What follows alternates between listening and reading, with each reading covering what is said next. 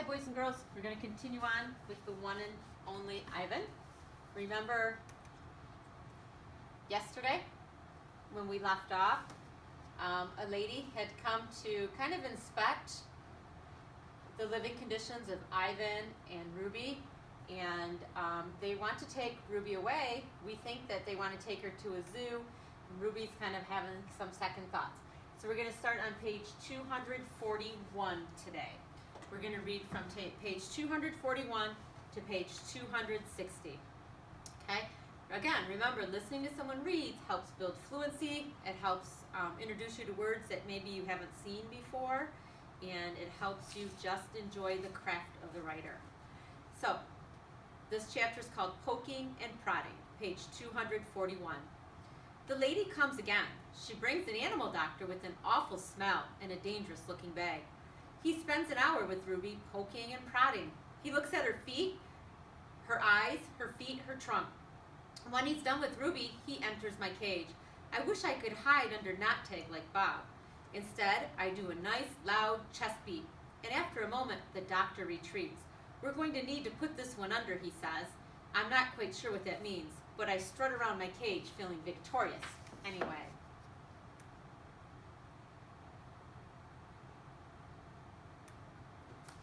No painting. No one asked me to paint today. No one asked Ruby to perform. There are no shows, no visitors, unless you count the protesters. Max stays in his office all day. More boxes. I wake up from a long morning nap. Bob is on my belly, but he isn't asleep. He's watching the ring where 4 men are placing a large metal box. It's me-sized. What's that? I ask, still blurry from sleep. Bob nuzzles my chin. I believe that box is for you, my friend. I'm not sure what he means. Me? They brought in a bunch of boxes while you were sleeping. Looks to me like they're taking the whole lot of you, he says casually, licking a paw. Even Thelma. Taking, I repeat. Taking us where? Boys and girls, take a minute and use our predicting skills here. Where do you think they would be taking Ivan? Where do you think they will be taking Ruby? And do you think that Bob is right when he says the boxes are just the right size for them? Page 244. Well, some to the zoo probably, others to an animal shelter where humans will try to find them homes. Bob shakes himself. So I guess all good things must come to an end, huh? His voice is bright, but his eyes are far away and sad. I'm going to miss your stomach, big guy. Bob shuts his eyes. He makes an odd noise in his throat. But what about you? I ask. I can't tell if Bob's just pretending to sleep, but he doesn't answer. I gaze at the huge, shadowy box, and suddenly I understand how Ruby feels. I don't want to go into that box. The last time I was in a box, my sister died. Okay. Now, Ivan is wondering why they wouldn't take Bob. Why do you think that they wouldn't take Bob? What kind of animal is Bob? And do we usually see those kind of animals in a zoo? The next chapter is called Goodbye. When George and Julia come that night, George doesn't get his mop or his broom. He gathers up his tools and belongings while Julia runs to my cage. This is my last night, Ivan, she says, and she presses her palm to my glass. Mac fired my dad. Tears slip down her cheeks, but the zoo lady said maybe they'll have an opening there in a while, cleaning cages and stuff. I walk to the glass that separates us. I put my hand where Julia's is, palm to palm, finger to finger. My hand is bigger, but they're not so very different. I'm going to miss you, Julia says, and Ruby and Bob. But this is a good thing. Really it is. You deserve a different life. I stare into her dark eyes, and I wish I had words for her. So Julia sees that although she's going to miss them, she knows that their life will be better. They won't be locked up in a cage. Sniffling, she goes to Ruby's cage. Have a good life, Ruby, she says. Ruby makes a little rumbling sound. She puts her trunk between the bars and touches Julia's shoulder. Where is Bob anyway? Julia asks. She looks around, under tables, in my cage, by the trash can. Dad, she calls. Have you seen Bob? Bob? Nope, George says. Julia's brows wrinkle. What's going to happen to him, Dad? What if Mac shuts down the whole mall? He says he's going to try to keep it open without the animals, George says. He stuffs his hands in his pockets. I'm worried about Bob too, but he's a survivor. You know what, Dad? Julia gets a gleam in her eye.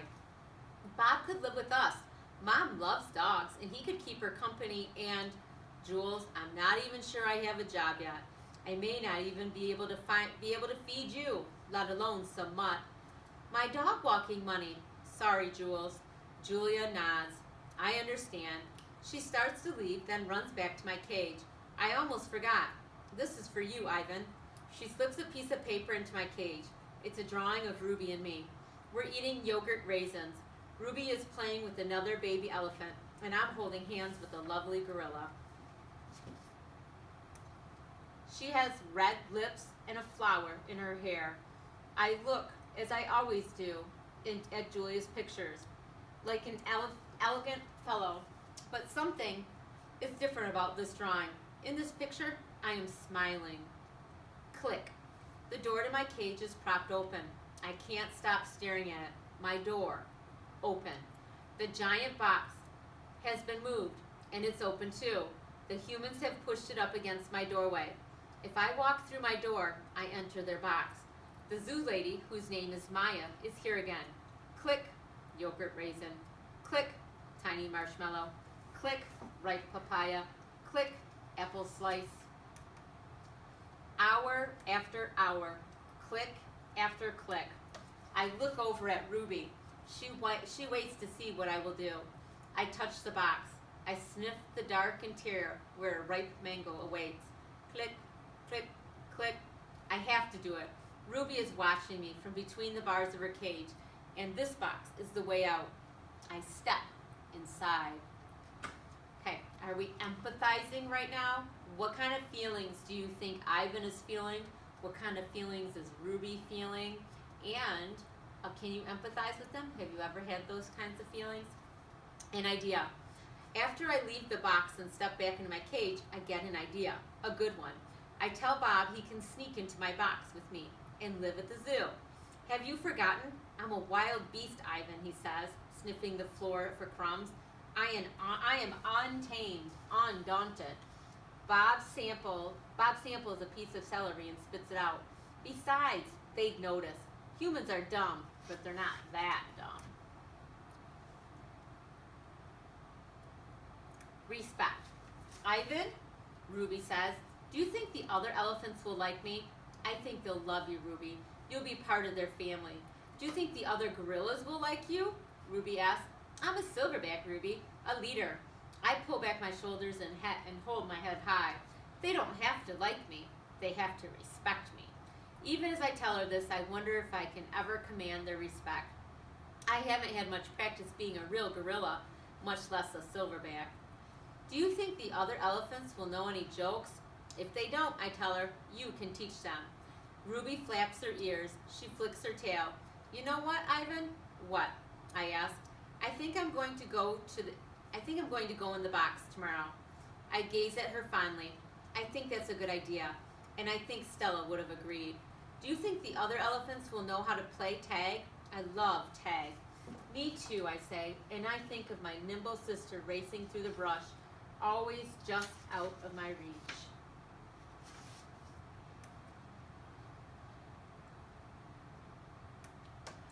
Photo. Late at night, Mac opens my cage. The full moon falls on his sagging shoulders. He seems smaller somehow. Bob, instantly alert, leaps off my stomach and dives under knot tag. Don't bother hiding, dog, Mac says. I know you sleep in here. Mac settles onto my wire swing. Might as well stay one more night. Your buddy's leaving tomorrow. Tomorrow? My stomach drops. I can empathize with that. Have you ever had that feeling where you're like, oh no, I'm not ready. I need more time. I haven't said my goodbyes. I haven't thought this through. Mac pulls a small photo out of his shirt pocket. It's me when I was young. Mac and I are in the front seat of his convertible. I'm wearing a baseball cap and eating an ice cream cone. I was a handsome lad, but I have to admit, I look ridiculous. Nothing like a real gorilla. We had some laughs, didn't we, Guy? Mac says. Remember when we went on that roller coaster? Or that time I tried to teach you to play basketball? Mac shakes his head, chuckling. You have a lousy jump shot. He stands, sighs, looks around. He puts the photo back in his pocket. I'm going to miss you, Ivan, he says, and then he leaves. He doesn't look back.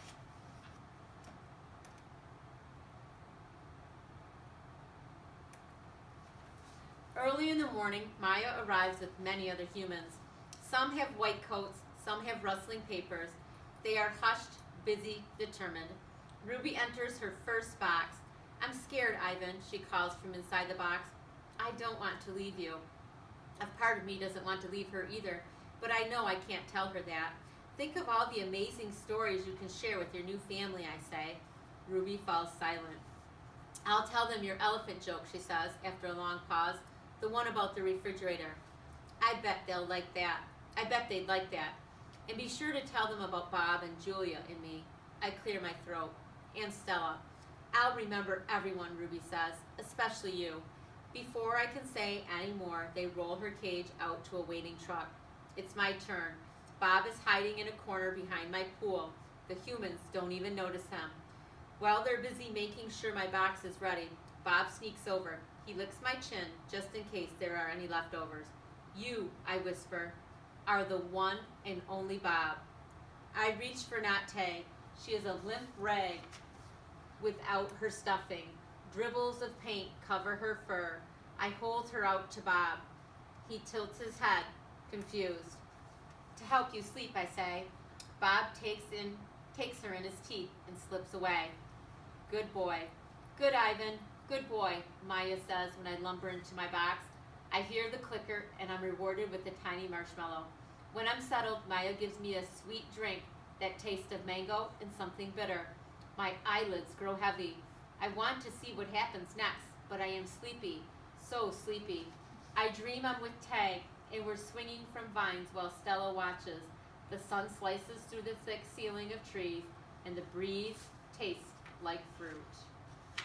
Okay, so obviously they gave him something to make him go to sleep while they transfer him. I want you predicting or creating a theory about where you think he's going and what will happen next with Ruby. Okay, I'll see you next time. We're getting close to the end.